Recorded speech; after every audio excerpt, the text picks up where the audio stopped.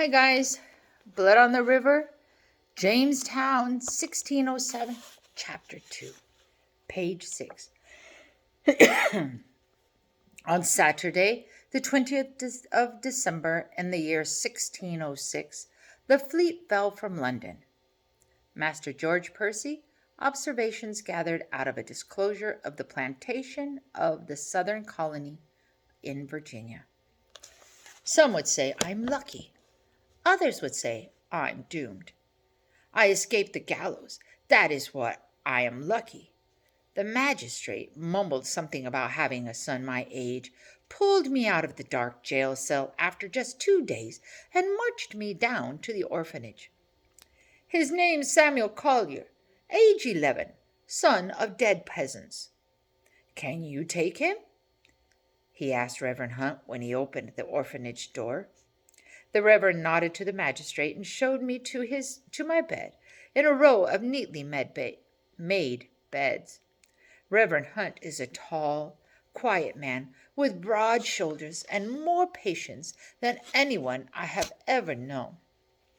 He tells me I have a lot to learn about right and wrong. It was wrong to steal the locket, he says. It was no longer yours. It belonged to the pawn shop owner. He says I need to make decisions based on love, not on anger. I loved my mom, and I wanted her locket back, so I was acting out of love, I say. He just shakes his head. The locket would not have brought back your mother back, he says. I know he is right, and I know the real reason I stole it is that I was angry at the bosses at the poorhouse, angry at our landlord, angry at the world. But how can I make decisions based on love when there is no one left to love? The orphanage was not a bad place, better than sleeping on the streets. Maybe if I'd been less of a danger to the other boys, they'd have let me stay. But the boys started calling me thief and jail rat, and I knew only one way to settle the argument, with my fists. Colin's nose spurting bright red blood was quite an accomplishment, but I think Richard's tooth only fell out because it was already loose when I punched him. As for being doomed, if I am doomed, then so it is, Richard. We are the 2 boys Reverend Hunt decided to bring with him on his journey to the New World.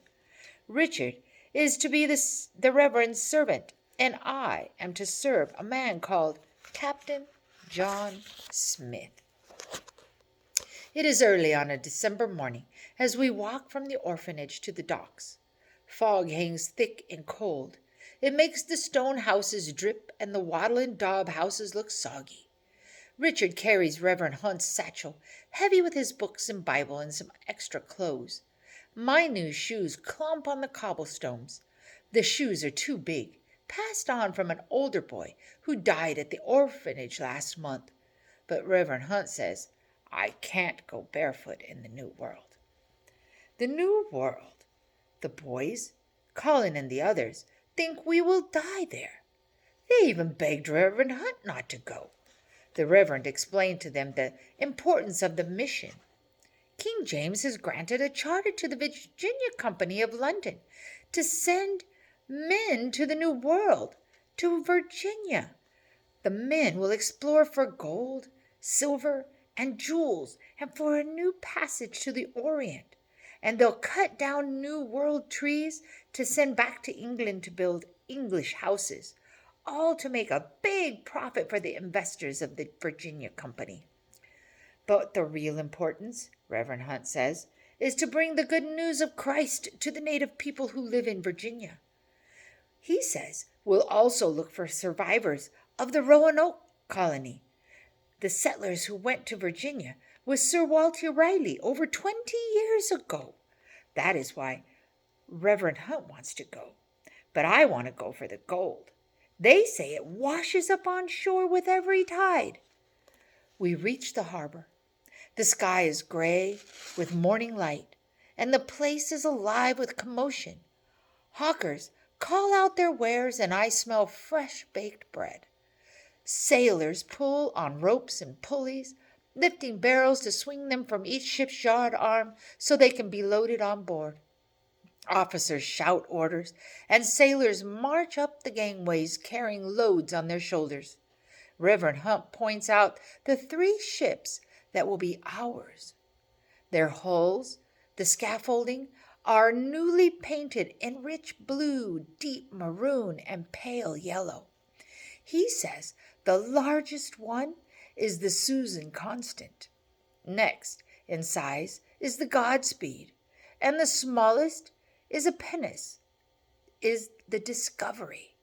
They bob next to the docks, and I watch as the crates of chickens are carried on board. I scan the throng of men milling around the docks. There are hordes of gentlemen dressed in velvet and silk, sailors in their wide-legged slops, and one very dirty boy selling eels. I wonder where he is, this Captain John Smith. Reverend Hunt says he's a soldier, an officer, not a ship's captain, but a captain in the English military. And he is a commoner, a yeoman, so I don't look for him among the gentlemen. I am to be Captain Smith's page, which means I'm supposed to serve him and learn from him. I don't argue with Reverend Hunt, but inside I scoff at the idea. Me, an apprentice to an officer? I've never been teachable in my life, except my mum teaching me how to read. That I sat still for. But my father tried to teach me smithing, and when I ruined a piece of iron, out came his fist. I won't have some man I hardly know trying to beat sense into me. A man comes marching up, his face flushed with red with anger. A sword hangs by his side, and his cape flies in the as he walks. They're sending nothing but gentlemen, he shouts at Reverend Hunt. By God, who will build the houses? Who will grow the crops? Do they think they can eat the gold and silver they are hoping to find? He spits on the ground. I know these gentlemen. They'll expect to have everything done for them, expect to be easy. They won't lift a finger to work. Reverend Hunt speaks calmly, lays a hand on the man's shoulder. John, there are carpenters going too, and laborers, and these boys, and more gentlemen than commoners, the man shouts. The investors of the Virginia Company were raving mad when they chose these men for the journey. Then, suddenly, he seems to notice me and Richard. Is this the boy you promised me? Which one is the fighter? Reverend Hunt nods my way. The man, who I think must be Captain John Smith, narrows his eyes at me. I narrow my eyes back at him. I have a moment to study him while he studies me. Not tall, but stocky and strong. Curly red-brownish hair and beard, flashing green eyes. If you beat me, I'll spit in your ale, I threaten silently. Captain Smith smiles slightly, almost as if he has heard my unspoken threat. Yes, he says slowly, we'll take that energy you've got for fighting and put it to some good use. He turns to Reverend Hunt. At least we'll have a good worker here. Is that what he plans for me? To make me into a workhorse? I cross my arms over my chest and scowl. Captain Smith looks about at the crowd. Where's Captain Newport? He asks impatiently. I want to speak to him about this gentleman problem. He marches off, leaving us behind. Reverend Hunt turns to me and Richard. There are the men whom you must show your respect to. You understand? Richard and I both nod. I have never seen so many finely dressed gentlemen in one place. Over there, Reverend Hunt points discreetly with his chin. Sir Edward Maria Wingfield, a very high-ranking gentleman, and a member of the Virginia Company. Remember who he is. I take a good look at Edward Maria Wingfield. He's got a puffed-out chest and a strut like a peacock. Wingfield, I say to myself, imagining him with bright tail feathers and wings. I won't forget. And there, Reverend Hunt says, Captain Bartholomew Gosnold, captain of the Godspeed. I already have birds on my mind, so I think of a gosling with light-colored down to match Captain Gosnold's fair hair. And him, Reverend Hunt says, that's Captain John Ratcliffe, captain of the Discovery, the smallest ship. Captain Ratcliffe has close eyes, beady eyes, and a long pointed nose. Ratcliffe, I whisper and have to bite my lip to keep from snickering. And over there is Captain Christopher Newport. He's captain of the Susan Constant and leader of the whole expedition. Do not forget who he is. I see Captain Smith talking to a tall, dark-haired man in a red doublet. The man's right sleeve is pinned up and empty. I remember the boys at the orphanage talking about Captain Newport, how he was in a battle at sea with the Spanish and got his arm shot off. I would think that the loss of an arm would diminish a man, but I see that it has not diminished Captain Newport one bit. He nods to Captain Smith, then looks over the scene around him with an air of confidence and authority, as if it were his kingdom.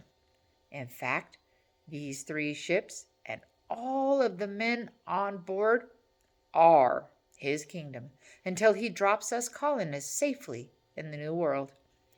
Now wait here, Reverend Hunt tells us. I'm going to find out which ships we'll be on. Richard and I stand there, but we don't talk. Richard is younger than I am by a year, and a bit shorter and broader, with dark, serious eyes. We haven't said a word to each other since I knocked his tooth out. This suits me just fine. I don't need a friend. I haven't needed anyone since my mum died. Reverend Hunt returns and tells us we'll be passengers on the flagship, the Susan Constant. A breeze picks up. It will be a good day for sailing. Get your men aboard, Captain Newport orders. I feel a leap of excitement inside me. Doomed or not, the adventure is about to begin.